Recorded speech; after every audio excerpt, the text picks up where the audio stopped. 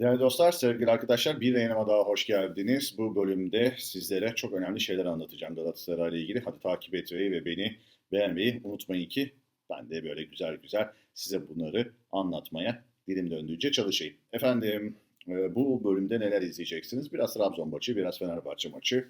Arkasından poşet yağmurluk, arkasından transferler, onlar, bunlar, şunlar falan filan derken ortalık karışık. Hadi bakalım yavaştan başlayalım. Bu dilimiz size bugün kemiksiz olarak neler anlatacak bir görelim efendim. Evet, Trabzon maçı. Trabzon maçını niye oynadık? Ki asıl oynamamız gereken bence maç oydu. Trabzon maçından sonra oynanan Fenerbahçe maçı bence hakikaten bu ülkede bazı şeylerin masa başında gerçekleştiğinin en büyük kanıtı. O yüzden de e, yönetimimiz 5 Mayıs 2025 tarihinde dörtlü kupa kararını kabul ederek bence çok büyük bir hataya da imza atmıştır. Fenerbahçe'ye kupadan terk ettiği için, sahayı terk ettiği için kupada verilecek cezayı vermediği için adaleti sağlayamadığından dolayı e, ne diyelim hatalıdır. Arkasından bu dörtlü finalin gerçekleşmesi fikrini ortaya attığı için hatalıdır. Yani hatalar üzerine bu dörtlü kupa yani dünya üzerinde süper kupa sadece bir şekilde oynanıyor. Lig şampiyonuyla kupa şampiyonunun veya kupa finalistinin oynadığı bir maç olarak yazın genelde oynanır bu maçta. Kışın böyle oynanmaz. Neyse oynandığı bir maç olarak tarihe geçer. Biz bunu zamanında mesela Real Madrid'i yenerek de almış idik efendim. Süper Kupayı ve bundan önce de 7 tane Türkiye'de Süper Kupamız var. Bir tane daha koyabilirdik bence. Hakkımız yendi ve maalesef yönetimimiz hakkımızı savunamadı. Bu işin bir tarafı. Dönelim ikinci tarafına. Trabzon maçını nispeten iyi oynadık. İlk 5. dakikada bir kontradan gol yiyorduk ama defans arkasından sarkan arkadaş offside olduğu için Trabzonlu o golü yemedik. Arkasından birkaç pozisyonumuz daha var yiyemediğimiz ama maç içerisinde genelde ön alanda topu tutan yani şöyle söyleyelim. Üçüncü bölgede yani şu alanda topu tutan genellikle bizdik. Çok güzel bir şekilde topu yakaladık. Buralarda tuttuk. Perfect. Hiçbir sıkıntı yok. Bunun dışında hep doğru atak organizasyonları yaptık. Sane olsun, Barış olsun, Icardi olsun. Hakikaten doğru işler yaptı. Ve bizi mutlu eden ataklar da gerçekleştirdi. Hep ben söylüyorum. Diyorum ki yani şu adamı şuraya indirdiğinde, ondan sonra şu adamı şuraya indirdiğinde, şu adamı şuraya indirdiğinde veya buradan getirip buralara indirip şuradan orta kestiğinde nerede topumuz? Top. Hoppala altın top. Ha, top burada. Ondan sonracığıma yani şuralardan içeri ataklarla Icardi'yi işte kanattan gelen adamı, arkadan gelen hep bunu anlattım size bu arada. Yani şu bölgede doğru paslaştığımızda, şu alanlara doğru girdiğimizde, şu alana ve şu alana doğru girdiğimizde ondan sonra çok güzel goller attık. İşte mesela Barış'ın arka direkten Icardi'nin kaçarak attırdığı gol, Kazımcan'ın ortasında öne koşup arkaya koşarak boş kalıp attığı gol. Ee, Yani baktığınızda e, hepsi hatta bir tane şuradan Sané'nin şuraya indirdiği top var ki ondan sonra buradan ortayla şeyin Yunus şuradan Barış'ın vurdu. Muhteşem. Gerçekten bak muhteşem. Ondan sonra Kazımcan'ın gene şuralardan gelip kestiği, Icardi'nin de şuraya koşu atıp, yani herkes çok şaşırıyor ya bu işlerin, niyeyse şaşırıyor anlamıyorum. Şuraya koşu atıp, şuraya kaçarak gelip golle buluşması fantastikti bence. E, Yani attığımız goller, gerçi Eren'in buradan arkadan koşarak, şuradan koşarak gelerek böyle golü atması, yani Icardi'nin buradan şeyi pas geçmesi. Bu kamerada böyle saçma bir şekilde ya anlamayan, anlamsız bir işler. Yani Icardi'nin buradan bunu görüp pas geçip topu Eren'le buluşturup Eren'in buradan gol atması. Yani hepsi bence son derece güzeldi. Ve Trabzon maçını hakikaten isteyerek o kötü hava şartlarında Antep'te oynayarak gayet güzel bir şekilde kazandık. Takımı bu anlamda tebrik ediyorum. Ataklar vermedik mi verdik, pozisyonlar vermedik mi verdik. Trabzon'da oynuyorsun. Bunlar gayet normal şeyler. Şaşılacak da bir durum yok yani. Bence rahatlıkla Yani yediğimiz gol de mesela benim hep söylediğim gollerden bir tanesi. Çok güzel sol kanattan bindirip ortaya kesip boş kaleye gol attı. Yani futbol biraz boş kaleye gol atmak ve hakikaten defansı şaşırtmakla alakalı. Biz de e, bu işleri Trabzon maçında gerçekten doğru yaptık. Antep gibi bir sahada. Ha, sonra geldik abi. Fenerbahçe'yle oynadığımız maç ki bence oynamamız ve çıkmamamız gerekiyordu. Onu öncelikle bir söyleyeyim. Gerçekten yani çıktığımız için bence çok büyük bir hata yaptık. Hem sahayı terk eden bir takımı ödüllendirdik, hem kupada olmaması gereken bir takımı kupaya çektik, hem gereksiz bir gergin ortamda maç yaptık, olimpiyat stadını kaptırdık. Yani bak, dörtlü kupayı veriyorsun. Arkasından Fenerbahçe'yi bu işin içine dahil ettiriyorsun. Yetmiyor. Adamı Samsunspor'la oynatıyorsun. Samsunspor diyor ki bizim ne işimiz var kardeş buralarda ya. Bırakın salın bizi diyor. Hakeza Trabzon bizim ne işimiz var baba buralarda biz salın bizi diyor. Hiçbiri yetmiyor. Yani hiçbiri yetmiyor. Akabinde söyle adını. Ee, biz finalist oluyoruz ve İstanbul'da oynanıyor maç. Olimpiyat stadında olumsuz bir hava şartında. Bu da yetmiyor. Tribünlerin en güzel tarafını Fenerbahçe'ye kaptırıyorsun. Bu da yetmiyor. Fenerbahçe çok doğru organize olmuş. Sarı lacivert karşı tribünü yapmış. Bütün maç boyunca sanki Fenerbahçe stadında oynanıyormuş gibi bir atmosfer yarattırıyorsun. Sen almışın Le Pontif tarafı, Anşante tarafı. Hiçbir etkin yok sahaya. Yani hiçbir etkin yok sahaya. Adamlara doğru yağmurluk dağıtılmış. Sana çöp poşeti dağıtılmış. Hatta ve hatta bence çok özür diliyorum. Bunu kim yaptı bilmiyorum şu anda. Onunla ilgili konuşacağız birazdan ama e, bu kırmızı çöp poşetleri genelde tıbbi atık olarak geçer. Tıbbi atık poşetleri pek ortalıklarda bulunmaz. Bunlar genelde veterinerlerde veya hastanelerde bulunur. İçine çünkü tıbbi atık atarsın. Bu özel bir yere gider. Üstünde de zaten işaret vardır. Hadi hepsini geçtim. Kiraz kokulu, çilek kokulu, kırmızı mırmızı bazen yapıyorlar böyle pembemsi falan. Bir tane çöp poşeti alıp kafamıza geçirsek aynı etkiyi yaratırdı. Sahaya çıkmamış bir takım vardı Fenerbahçe maçında. O yüzden Fenerbahçe maçının teknik analizini yapacak hiçbir şey yok. Çünkü sahada çıkan bir Galatasaray yoktu. Kalede niye Günay değerlendirilmiş? Valla kalede Günay olmasaydı da sonucun çok farklı olacağını düşünmüyorum. 5-6 bitecek bir maçtı. Hayırlısıyla 2 bitti. Ki bence fazla da olabilirdi. Yani Günay burada inanılmaz iyi kurtarışlar da yaptı. Kimse yani Günay'ın hakkını yemesin. Çünkü biz bir takım olarak kazanıyorsak takım olarak kazanıyoruz.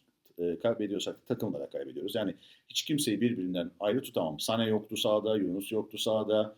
Ee, yani abuk sabuk bir takım çıkmıştı. İlk kez bir Fenerbahçe derbisine Okan Buruk'un bu kadar takımı hazırlayamadığına işaret. Yani ilk kez görüyorum. Bu hiç hayra alamet değil, hiç doğru bir işaret değil. Çünkü genel itibariyle biz birkaç tane maç seçeriz teknik ekip ve futbolcu olarak. Bunlardan 2 tanesi zaten otomatik olarak Fenerbahçe maçıdır. Durum hiç iyiye gitmiyor. Karşı taraftar rakibimize baktığımızda da Türkiye'de burun kıvıran Gündüz'ü gibi bir herifi getirip Perşembe günü maç oynamış bir adamı Cumartesi günü akşamki maça attılar. Bu da çok güzel bir e, kapak oldu herkese. Ne anlamda kapak oldu? Çok basit anlatayım. Hani futbolcu gelir burada uyum sorunu yaşardı ya, uyum süreci yaşardı ya. Gördüğünüz gibi uyum süreci yaşamadan 3 gün içerisinde sistemli oynayan bir takıma Guendouzi gibi bir herif gelip hem de skor katkısı verip hem de orta sahayı domine edip yani domine ediyorum derken zaten sen sahada yoktun da hani herif hiç yoktan o ağır hava şartlarında iyi bir performans sergiledi. Doğru yerlerde durdu. Doğru topları kaptı. Doğru yerlerde servis etti. Basit iş yaptı ama futbolda basit iş her zaman en zorudur. O yüzden de kendilerini tebrik ediyorum. Yani Gökmen abi ıslıklamaları rezalet ötesi. Bak bunu kınanmamış olması ben Fenerbahçe yönetimi olsam taraftarı da bazı kendini bilmez taraftarlar vefat etmiş bir futbolcunun arkasından ıslıkladılar. Utanç duyuyoruz, özür diliyoruz. Bunun bir daha tekrarlanmayacak olmasını ümit ediyoruz derken onlar maymun paylaştı. Zıplayan Okan Buruk paylaştı. Hakikaten hazımsız olduklarını gösterdiler. Ben gene de bir spor sever olarak, bir futbol sever olarak rakibimi tebrik etme tarafındayım. Ama onlar bunu anlayacak kapasitede mi diyecek olursanız maalesef değiller ama ben tebrikimi yapayım. Geçsin gitsin. Fenerbahçe maçıyla ilgili konuşulacak şeyler bunlar. Yani Gökmen abinin ıslıklanması, maçın oynanması, bizim sahaya çıkmamamız ve hiç futbol oynamamız, skorun daha fazla büyük skorla bitecek olması falanlar filanlar. Efendime söyleyeyim. Şimdi bu işin bu tarafını bitirdik. Efendim şimdi bu çöp torbasından hallice yağmurluklarımız kim tarafından alınmış diye sorular var. Valla ben almadım. Ben oraya koymadım. Galatasaray iyi olsun diye değerli taraftarımız kıçını yırtıyor. 50 bin lira ver Sinan, 60 bin lira ver Sinan. Yok Kombine satılacak Sinan. Taraftar kutusu çıkarttık. Osimhen kutusu onu al Sinan. Var oğlu var biliyorsunuz. Herkes elinden geldiğince Galatasaray'a maddi anlamda katkı olmak için GS Store'lara gidiyor. İşte kombinesini yeniliyor, locasını yeniliyor vesaire vesaire. Ne gerekiyorsa yapıyoruz. Bunun dışında yönetimimiz maalesef taraftarımıza bir çöp poşetini uygun görmesi hakikaten o akşamın ayıplarından bir tanesiydi. Keşke hiç yapılmasaydı ya da e, yapılsaydı. Burada değişik iddialar var. İddialardan bir tanesi olur ki biz de aynı firmaya yaptırmışız bu yağmurlu Fenerbahçe'nin yaptırdı. Onlar demişler ki abi bunlar böyle böyle bir model çıkartacaklar ya da piyasada böyle bir şey yapıyorlar. Bilginiz olsun denmesine rağmen biz bunu uygun görmüşüz. 500 bin liralık bir harcama yapılmış bu iş için. Anladığım kadarıyla pek bir paramız olmadığı için şu anda nakit olarak ve harcanacak olarak bunun da biraz sıkıntısı olmuş. Keşke bir sponsorla bunu çözseydiniz bu maça kadar. Bir hafta süre vardı. Bu fikir ilk çıktığında Yağmurluk Dağıtan'ın fikri. Pek tabii ki de güzel bir sponsorla bu iş yapılabilirdi. Hiçbir şey bilmiyorsanız gidip Tunç Petrol'ün kapısını çalsaydınız o size inanın daha kaliteli kırmızı yağmurluklar yaptırırdı. En azından da GS Store'da satar hale gelirdiniz. Bu da bizim bir ayıbımız olsun. Yani hakkımızı savunamayan, transfer yapamayan ki transfer yapamayan kısmına da geleceğim. Ondan sonra doğru yağmur kullanmıyor. Ha bu arada yağmurlukla ilgili 3 yönetici birbirine girmiş durumda. Taraftardan sorumlu yönetici Bora abi demiş ki benimle alakası yok. Ben hiç ilgilenmedim bu konuyla. Başkan demiş ki ben hiç ilgilenmedim bu konuyla. Ortada birkaç isim dolaşıyor ama iddia olduğu için ismini söylemem doğru değil. Onlar kendileri zaten bu işi kim yaptıkları, kim yaptıysa biliniyordur. Kim yaptıysa bence hesabını da vermeli. Gelelim işin transfer tarafına. Galatasaray'ın parası yok arkadaşlar. Transfer yapacak da bir bütçesi yok. Başkan öyle transfer münafenası yapacağız diyorsa da pek inanmayın. Sportif AŞ'nin halka arzı da biraz bu aralar nanem olaymış. Pek olacak gibi durmuyormuş. Bu sebepten ötürüdür ki 28'i bekleniyordu. Hani bu arada bir gelişme yapar belki bir halka arz ederiz falan filan diye. Şu anda para kalmadığı için kombine satışları gene devreye sokuldu erken vakit. Neredeyse 2085'in kombineleri satılacak, locaları satılacak, yayın hakları satılacak, satılacak Allah satılacak çünkü satılacak bir şey kalmadı. Belki Florya yapan inşaat firmasının kapısını çalarız. Siz şu bizim satacağınız 10 evin parasını da bize 10 önden gönderin deriz. Onun da parasını kırdırır deriz. Valla durumumuz işler acısı. Maalesef bir de seçim sürecine girdik diğer taraftan. Transfer olarak Can diye bir herifi getiriyorsun Almanya'dan. Mönchengladbach oyuncusuymuş. Süper Kupa izlemeye diye geliyoruz. Adam kendini kurtarmaya çalışıyor. Bu arada transfer görüşmesi yapıyoruz. İddia bir. Efendim Almanya'da anlaşılan şartlardan başka şartlar istemişler. O yüzden işi soğutmuşuz. Ağırdan almaya başlamışız. Çok kızmışız. İddia o ki Galatasaray anlaştığı şartların hiçbir tanesini İstanbul'a geldiğinde kabul etmemiş. Ev teklif edil, ev tutacağız sana denmiş çocuğa ama hayır gelirsin burada Kemalburgaz'da kalırsın denmiş. Yok işte bir parada anlaşılmamış falan filan ama en acıklısı ve en kötü senaryo eğer iddia o ki doğruysa çok acıklı. İki tane burada acıklı iddia var.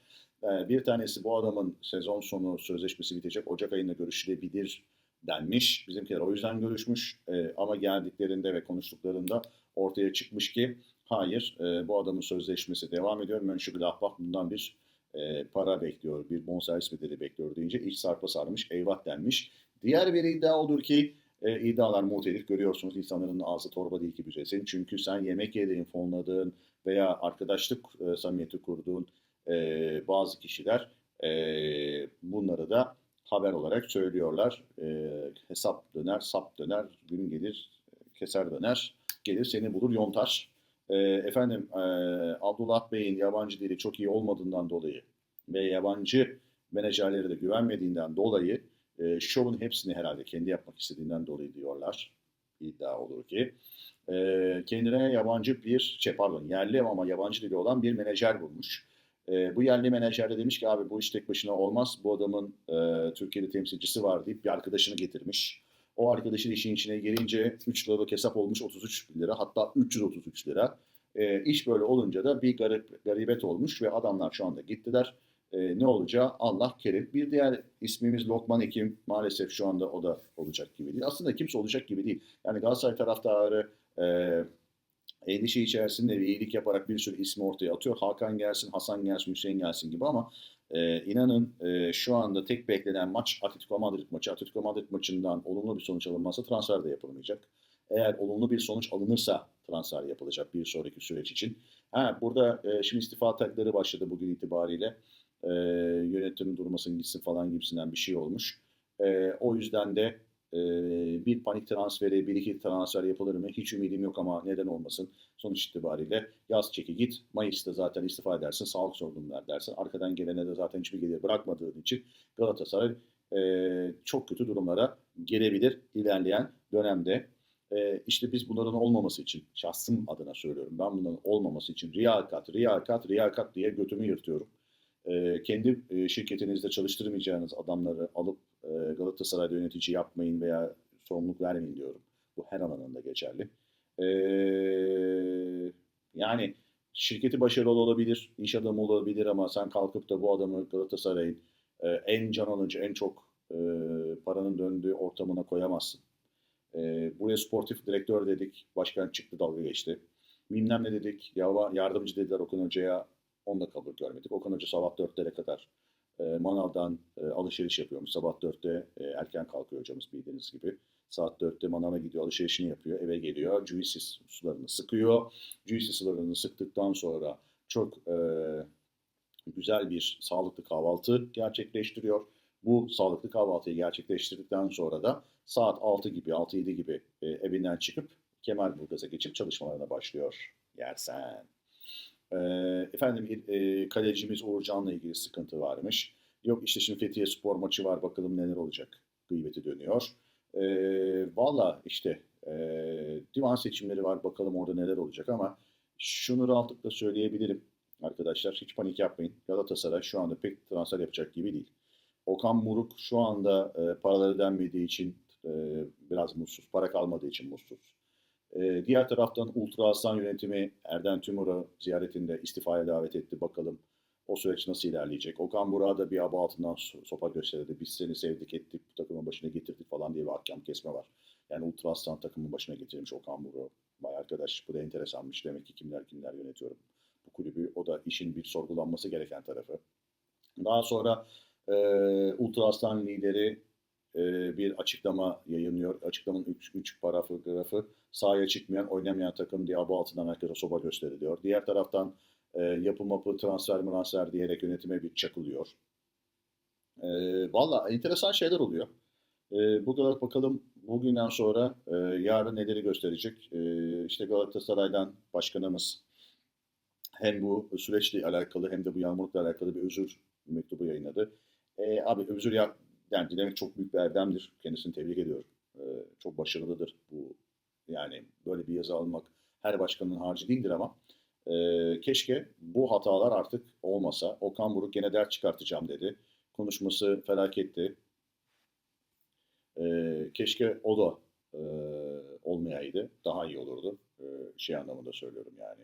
Bu ders alma anlamı bitmiyor bizde. Bu dersler bir şekilde devam edip duruyor. E, Yani enteresan işler bu ders işleri. E, Efendim Olimpiyatlarda da biz bir gittiğimizde garip oynuyormuşuz. Evet 5-0 Beşiktaş'a yenildik. Hava güllük gülistanlıktı.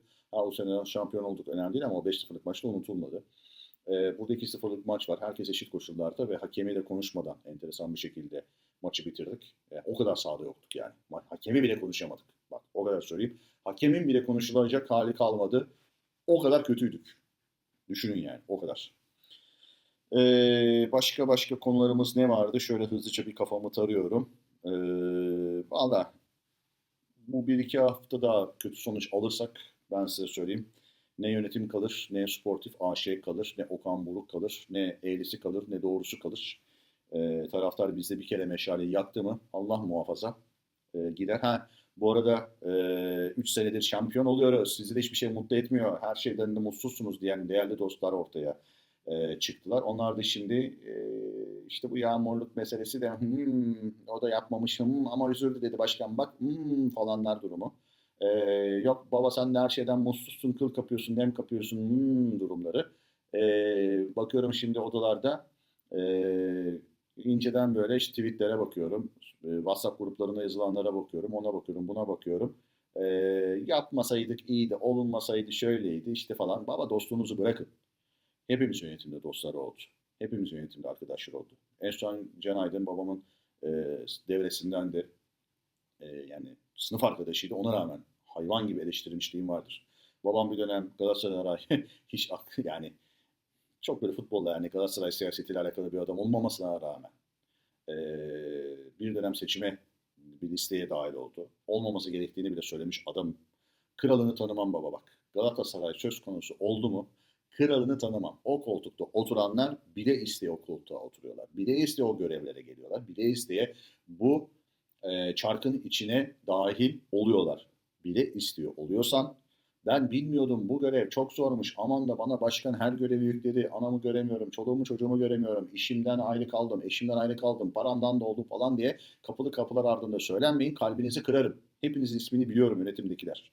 Ha size bağlı bazı elementlerde dostlarınız, arkadaşlarınız, sınıf arkadaşlarınız, devre arkadaşlarınız, memleketliniz, iş arkadaşınız, GİSYAD başkanınız, yok oradan bilmem ne derneğinin bilmem nesi, yönetimde işte başkan çok güzel işler yaptı, aman incilerim dökülmesin, aman işim sekteye uğramasın, aman hocamdaki yerimden olmayayım, aman şurada çocuğu üye yapacağız, aman 3-5 iş kaparım, aman 3-5 iş kaparım, cılar falan filan. Deve kuşusunuz, deve. Götünüz açıkta. Görüyorum ben götünüzün hepsini. Kafalar kumda ama götler açıkta. Ha, 2 gün sonra genel hocalardan fotoğraf atarsınız. Geldik buralardaydık falan filan diye. Canım başkanım aşkım falan diye. Hiç yemezler babacım o durumu. Önce arma, önce Galatasaray. Ya Galatasaray'ı seveceksiniz ya Galatasaray'ı seveceksiniz kardeşim. Kişileri sevmeyeceksiniz. Bana ne? Dostunuz, arkadaşınız. Beni ırgalamıyor kardeşim. Kim olursanız olun ya. Galatasaray arması, bu yıldızları da iptal edeceksiniz. Bu Galatasaray arması, tamam mı? Tek gerçek bu. Tek gerçek bu. Başka her şey yalan. Tamam. Oraya gelen yönetimler Galatasaray'ı en iyi şekilde yönetmekte mükellef. Bunun için oy alıyor. Emanetçi orada. Diyor ki Galatasaray Spor Kulübü ben en iyi yöneteceğim diye geliyor. Projelerini anlatıyor. Bunları gerçekleştirmek için de orada bulunuyor. Yapmadığı her an, hata yaptığı her an kafasına eleştiri yağmurunu yiyeceğini de biliyor. Bu kadar basit abiciğim. Oradan uçakla inerken fotoğraflar vermek, orada toplantılarda arka taraftan tehditler, oradan gülüşmeler, oradan bilmemler, işler iyi gidiyorken, şampiyon olurken ver altından oba altından sopayı. Her şey iyi biz işte 3 kere şampiyonluk daha ne olsunlar. Ya Riva satıldı sıfır para. Mecidiyeköy satıldı sıfır para. Gene maalesef bunun hepsi Dursun abi zamanı oluyor. Nasıl oluyorsa ben de anlamıyorum. Yani hakikaten enteresan bir durum var ortada. Ve Florida ne hikmetse Dursun abi zamanında satılıp gene önden avans alınıyor Riva gibi. O da geçmiş olsun. Borcumuz düştü mü? Yükseliyor. Her ay 12 milyon euro para ödüyorsun. Her ay 10-12 milyon arası euro para ödüyorsun. Futbolcuların maaşı, bonservis bedelleri, imza paraları, çalışanların maaşı, anısı, örekesi, o şusu, busu, elektriği, antı, zurtu 12 milyon avro para ödüyorsun. Sonra param yok diye kıvranıyorsun. Ben ne dedim? Ayağını yorganına göre uzatacaksın. Bu kulübü profesyonel şekilde yöneteceksin. Şirketinde yapmadığın işleri Galatasaray Spor Kulübü'nde şov olsun, adım yürüsün, sanım yürüsün diye yapmayacaksın. Ha? Gün gelir böyle patates olursun. Anladın mı güzel kardeşim? Patates olursun. Ha. O yüzden de insanları sevmeyi bırakın. Herkes arkadaşımız. Yönetimde de arkadaşlarımız var. E, Yönetimde olmayan da arkadaşlarımız var yönetime destek veren. Dışarıdan destek veren birçok kişi var ama işin özü şu. İptidai şekilde kulüp yönetilmez. Profesyonelce yönetilir, profesyoneller yönetilir. Dünya bu işi böyle yapıyor. Kapiş? Tamam. Heh. Voleybol diyorsun. Neyse arkada erkek basketbolu iyi bir koç geldi. Tebrik ediyorum. Kadın basketbolundaki koçumuz ve takımımız Allah'a emanet bir şey diyemiyorum. Voleybolda bakalım çalıştaylar yapılıyor. İnşallah iyi şeyler olacak ama teknik direktörümüzün çok başarılı olmadığı söyleniyor. Olma var. Durum bundan ibaret. Dediğim gibi şöyle kısaca özetlemek gerekirse no money no transfer. O yüzden babalar kaldı başka bir ara. Belki 28'inden sonra bir iki transfer olursa olur. Olmazsa da çok canınızı sıkmayın. Ee, Bundan sonrası bakalım nasıl geçecek, nasıl halledilecek göreceğiz. Hepinize sevgiler, saygılar sunuyorum. Abone olduğunuz, beni takip etmediğiniz için de beni abone olup beni takip ettiğiniz için de şükranlarımı, minnetlerimi sunuyorum efendim. Şen ve esen kalın, Galatasaray'da kalın. Kendinize iyi